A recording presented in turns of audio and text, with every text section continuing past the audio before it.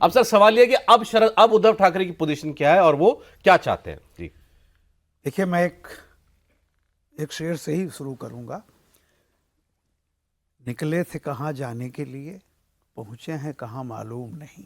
वाह, अब अपने भटकते कदमों को मंजिल के निशा मालूम क्या नहीं। बात है सर। मैं थोड़ा सा जहां प्रदीप जी रुके शुरुआत कर रहे थे वहीं मैं जाना चाहता।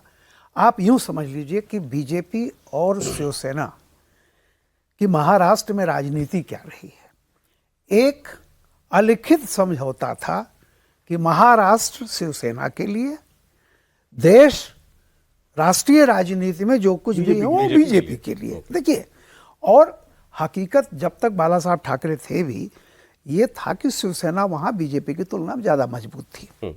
लेकिन जब 2014 में पूरे देश में बदलाव आया, मोदी लहर मोदी, उसके बाद जब महाराष्ट्र का चुनाव हुआ तो अमित शाह, ये बीजेपी का गणित, अब वो मैं सिर्फ अमित शाह का नाम नहीं लूंगा, मोदी जी भी उसमें कहीं ना कहीं सहमति कि भाई क्या अब हमारा तो ये इतनी बड़ी लहर है तो इसका फायदा कैसे उठाया जाए कि बीजेपी हम महाराष्ट्र में बड़ा भाई हो जाए।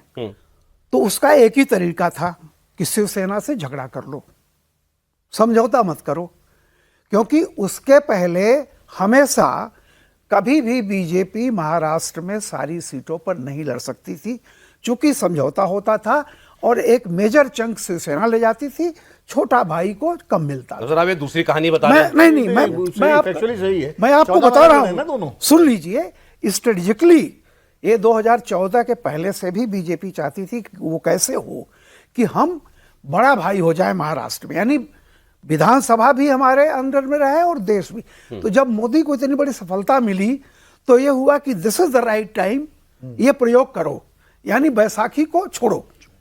और पहली बार 2014 में बीजेपी ने पूरे महाराष्ट्र में सभी सीटों पर चुनाव लड़ा।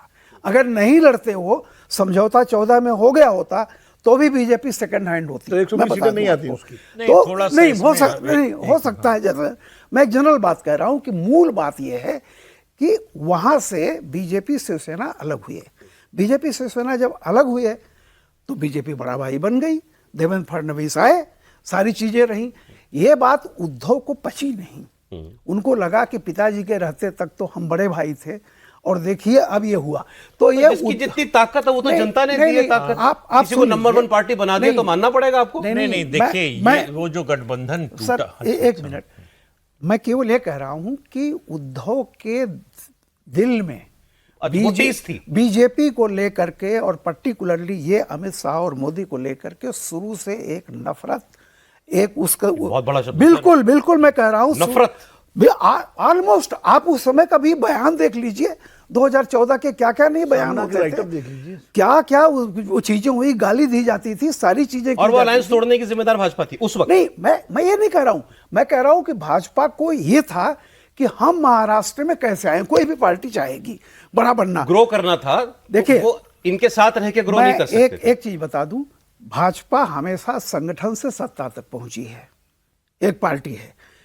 कांग्रेस का उल्टा रहा, कांग्रेस जो लड़ाई लड़ी थी देश में उसके नाते गांधी जी फलाना, लेकिन भाजपा संगठन से सत्ता पर पहुंची है। और संगठन बनाने के लिए जरूरी है कि आप उस राज्य में कम से कम हर जगह पे, हर कॉन्स्टिट्यूएंसी में आपका कोई एक बंदा तो हो। ठीक है सर। उसके लिए महाराष्ट्र में चुनाव लड़ना सारी सीटों पर भाजपा के लिए जरूरी था।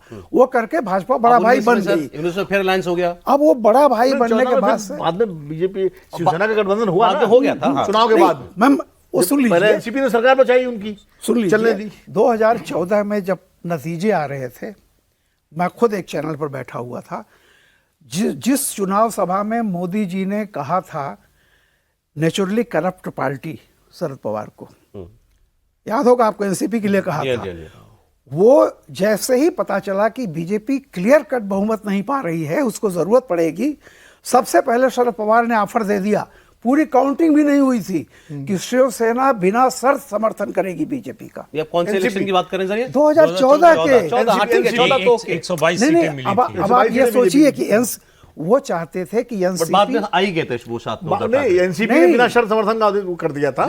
एनसीपी ने कहा था हम साथ समझ गया मैं, देंगे। लेकिन बाद में आ गए थे बाद में ना। आ गए थे, गठबंधन हो उद्धव गया ठाकरे था। बाद में आ गए। गठबंधन हो गया बाद में था। उद्धव ठाकरे आए, लेकिन आपको बता रहा हूं कि राजनीति कैसे चलती है। इसके आगे मैं- उस ये तो समय सर, भी ये तो शरद पवार साहब मतलब हाँ, शरद उस पवार समय बैठे हैं वहां, सरकार इनकी बचा रहे हैं। शरद पवार ने साहब अलायंस में आ देखिए, गए। शरद पवार क्या करते हैं और क्या कहते हैं ये वही समझ नेचुरली सकते हैं, करप्ट दूसरा कोई पार्टी समझ नहीं सकता। का सुनने के बावजूद हाँ अब